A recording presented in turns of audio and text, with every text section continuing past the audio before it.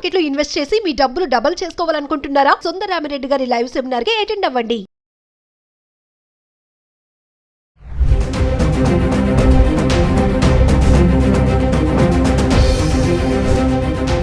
నమస్తే, welcome back to Suman TV. ప్రస్తుతం మనతో పాటు business analyst doctor Nandi Rameshwar Rao గారు. సార్తో మాట్లాడదాం.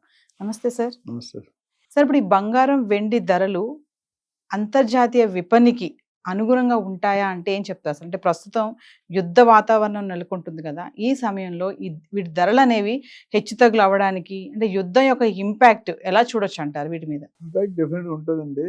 ఇప్పుడు మామూలుగా ఏమీ లేకపోయినా కూడా కొద్ది ఇంపాక్ట్ ఉంటుంది. 5-10% ఇటు అటు జరుగుతుంది. అనూహ్యంగా గత 3 నెలలు 4 నెలల్లో చూసుకుంటే మనకి 60,000 69,000 నుండి 95 లక్ష 3,000 దాకా వెళ్ళింది. ఇప్పుడు రీసెంట్గా లాస్ట్ 3-4 డేస్ కొద్ది తగ్గుతుంది. పెద్ద 1,000 రూపాయలు అటు 1,000 రూపాయలు ఇటు. ఎందుకు తగ్గుతుందంటే నేను అంతకుముందు కూడా చెప్పాను, యుద్ధాలు అయినప్పుడు వాళ్ళకి ఇప్పుడు పాకిస్తాన్ ఉందనుకోండి, $15 బిలియన్ ఉంది. అది అయిపోతే వాళ్ళకి ఫుడ్ తినడానికి ఏముండదు. ఇండియాతో పోటీ పడుతున్నారు. ఇండియాతో ఎంత పెద్దదో అది ఎంత చిన్నదో మనకు తెలుసు. అందరూ దేశంలో అందరూ కూడా వ్యతిరేకిస్తారు. ఇక్కడ ఏమవుతుందంటే ఎప్పుడైతే రిజర్వ్స్ అయిపోయావో సెంటర్ డబ్బులు ఎప్పుడైతే అవి ఇన్ఫ్లో ఉంటుంది. ఇప్పుడు ఎవరైనా వెళ్తారా? ఇప్పుడు నేను ఇండియాని వెళ్ళి క్యాన్సిల్ చేసుకున్నాను. బద్రీనాథ్ చెప్పా కదా, క్యాన్సిల్ చేసుకున్నాను, ఫ్లైట్స్ అన్ని బాగాలేవు. సో ఎప్పుడైనా ఇజ్రాయెల్, ఇరాక్ కానీ, యుక్రెయిన్, రష్యా కానీ ఇవన్నీ అయినప్పుడు ఇన్ఫ్లో రాదు. కొన్ని సిటీలు టూరిజం మీద చాలా సంపాదిస్తాయి.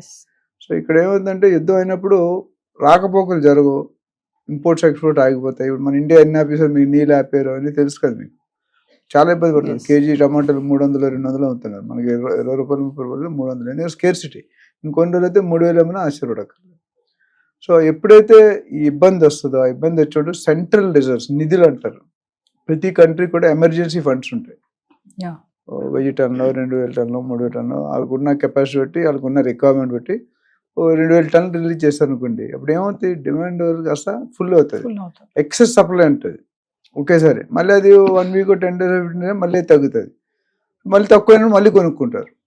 So gold rate will increase based on the availability. Then war conditions, US economic conditions, employment position, recession, ఇవన్నీ కూడా ఇంపార్టెంట్ ఫ్యాక్టర్స్. ఇండియాలో వచ్చేసరికి పసిడి పచ్చితనం మనం చాలా చెప్పుకున్నాం. India is the highest consumer of gold in entire world. మనకున్నంత ట్రెడిషన్, మనకున్నంత సోకు, మనకున్నంత మోజు most of the other, especially south ఇండియాలో కూడా. మనం ఇప్పుడు పెళ్లి సీజన్ వచ్చింది, ఫంక్షన్కి వెళ్ళారంటే ఒక 1 కేజీ గోల్డ్ వేసుకొని ఉంటారు, ఎస్పెషల్లీ లేడీస్. జెంట్స్ అంతా ఈ మధ్యలో జెంట్స్ కూడా వేసుకుంటున్నారు. సో అప్పుడు ఏమవుతుందంటే demand versus supply, supply versus demand. ఎప్పుడైతే ఈ నిధులు ఏ కంట్రీనైనా రిలీజ్ అవ్వచ్చు, ఈరోజు యుక్రెయిన్ అవ్వచ్చు, ఇజ్రాయెల్ అవ్వచ్చు, దుబాయ్ అవ్వచ్చు, ఎక్కడికైనా యుద్ధాలు అవుతున్నాయంటే గ్యాప్ వస్తుంది. ఆ గ్యాప్ని ఫిల్ చేయడానికి ఆ reserves, bonds, gold sovereign bonds అని రకరకాల రూపంలో ఇన్వెస్ట్ చేస్తారు. అవన్నీ రిలీజ్ చేస్తే ఎప్పుడైతే గోల్డ్ ఎక్కువై సప్లై ఎక్కువైందో డిమాండ్ తగ్గుతుంది. తగ్గినప్పుడు రేటు తగ్గుతుంది. ఎప్పుడైతే సప్లై అయిపోయి మళ్ళీ డిమాండ్ పెరుగుతుందో రేటు పెరుగుతుంది. ఇప్పుడు మనకి ఏముందంటే గత అట్లీస్ట్ ఒక 1 month 15 daysలో ఒక 5,000 ఇటు అటు అవుతుంది. 1,03,000 95, 96, 97, 90 ఈ 5-6 వేలు కొట్లాడుతుంది 24 క్యారెట్ బంగారం. సో యుద్ధం ఇప్పుడు ఏంటంటే ఇంకా ఇంపాక్ట్ ఉంటుంది. ఎందుకంటే lot of income will get effect. ఇప్పుడు మెయిన్ ఎన్ని స్థావరాల్లో 26 లొకేషన్స్ టార్గెట్ చేశారు పాకిస్తాన్. మన వాళ్ళు వెళ్ళి వాళ్ళు 4 గంటల రాత్రి అవగొట్టారు మొన్న. అంతకుముందు వాళ్ళు 26 మంది చంపితే మన వాళ్ళు 100 మంది చంపారు. వీళ్ళు చంపుకుంటూ పోవాలి కదా. అయితే మనకి వాళ్ళకి తేడా ఏంటంటే వాళ్ళు పబ్లిక్ మీద అటాక్ చేస్తున్నారు, మన వాళ్ళు పబ్లిక్ని ఏమంటలేదు. ఇంపార్టెంట్ ఎక్కడైతే ఈ లష్కర్ వాళ్ళందరూ ఉంటారో వాళ్ళని అటాక్ చేస్తున్నారు. సో వాళ్ళకి మనకి వరల్డ్ ఈజ్ అబ్జర్వింగ్. సో ఇక్కడ ఏమవుతుంది, గోల్డ్ అనేది కెనాట్ బి కన్సిస్టెంట్. బట్ డెఫినెట్గా ఈ రోజు తగ్గినా మళ్ళీ వార్ అయిపోయిన తర్వాత పెరిగే అవకాశాలు చాలా ఎక్కువగా కనిపిస్తున్నాయి. ఎంత మారినా 5% 10% కంటే వేరియేషన్. మరి 50,000కి వస్తుంది అనుకోండి, నేను అనుకోవట్లేదు. ఎందుకంటే 1,00,000 నుండి 50,000 రావడం అనేది చాలా కష్టం. కరోనా టైంలో 55,000-56,000 ఉండేది. సో ఓవరాల్గా చూసుకుంటే పెద్ద డ్యామేజ్ ఏం లేదు. బట్ ఏంటంటే కొద్దిగా ఆలోచిస్తారు. ఎందుకంటే షేర్ మార్కెట్ వేరియేషన్ ఉంది, రియల్ ఎస్టేట్ కొద్దిగా వేరియబుల్ ఉంది, గోల్డ్ వేరియబుల్ ఉంది. సో రిస్క్ మిటిగేట్ చేసుకుంటారు, అంటే డిస్ట్రిబ్యూట్ చేసుకుంటారు రిస్క్ అనేది. నేను లాస్ట్ టైం కూడా చెప్పాను, 3-4 ఇప్పుడు don't carry all eggs in 1 basket. 4 days ఒకే దాంట్లో తీసుకెళ్తే బ్యాగ్ పడితే 4 డేస్, అదే వేరే పట్టుకుంటే ఒక బ్యాగ్ పడినా 3 బ్యాగులు ఉంటాయి. ఇక్కడ కూడా అదే ఇన్వెస్ట్మెంట్ ప్రకారం. మొన్నటి వరకు గోల్డ్, సిల్వరు అంతకుముందు ఆర్నమెంట్ వాడుకునే విధంగా కన్జంప్షన్ ఉండేది. ఇప్పుడు ఇన్వెస్ట్మెంట్ రూపంలో కూడా దీన్ని కూడా చూస్తారు, గోల్డ్ని కూడా. సో ఇన్వెస్ట్మెంట్ అంటే పెట్టుబడి. ఇది కూడా ఇంత పెట్టుబడితే ఇంత వస్తుంది. ఎందుకంటే గత 3 నెలలు 4 నెలలు విపరీతంగా పెరిగిపోయింది. ఆల్మోస్ట్ 30-35,000 పెరిగిపోయింది అనుకోండి last 3-4 months. Very huge jump. అది ఇప్పుడు ఒక 5 సంవత్సరాలు 6 సంవత్సరాలు 5 కూడా కాకుండా 10 సంవత్సరాలు ఒకేసారి 3 నెలలు 4 నెలలు ఏంటంటే, so people are shifted their mindset అనేది మారింది.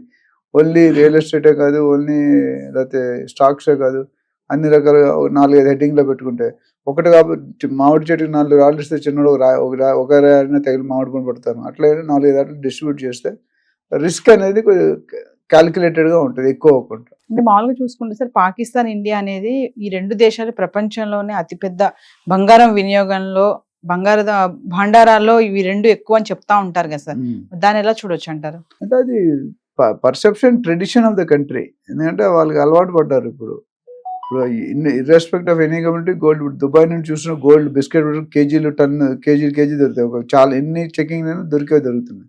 సో వాడేదాన్ని మనం ఏం పాయింట్అవుట్ చేయలేం. బట్ యూసేజ్ అనేది ఇప్పుడు రేటు పెరిగితే తగ్గుతుంది. చాలా మంది ఇప్పుడు అక్షయ తృతీయలో సేల్స్ డౌన్ అయింది గోల్డ్. ఎందుకంటే అప్పుడు కూడా 95-96 ఉంది. 1,03,000 స్లోగా తగ్గింది. యాక్చువల్లీ పెరిగితే లక్కీగా అప్పుడు 5-6 తగ్గించారు. సో మన ఇండియాకి అనేది ఫస్ట్ ఇంపార్టెంట్ థింగ్, అన్నిటికంటే ఇంపార్టెంట్ థింగ్. ఇండియాకి పెళ్ళి అయినా, ఫంక్షన్ అయినా, ఎంగేజ్మెంట్ అయినా గోల్డ్ లేకుండా ఒక అడుగు ముందుగా. మిగతా కమ్యూనిటీలు అట్లీస్ట్ హిందూ కమ్యూనిటీస్ వరకు దే విల్ డెఫినెట్లీ యూస్, కట్నంగా ఇస్తారు కొంత, ఎన్ని వస్తువులు, కొన్ని బిస్కెట్ రూపంలో ఇస్తారు పెద్దవాళ్ళు. సో ఓవరాల్ చూసుకుంటే it is good thing that gold is appreciating, but that risk is always there.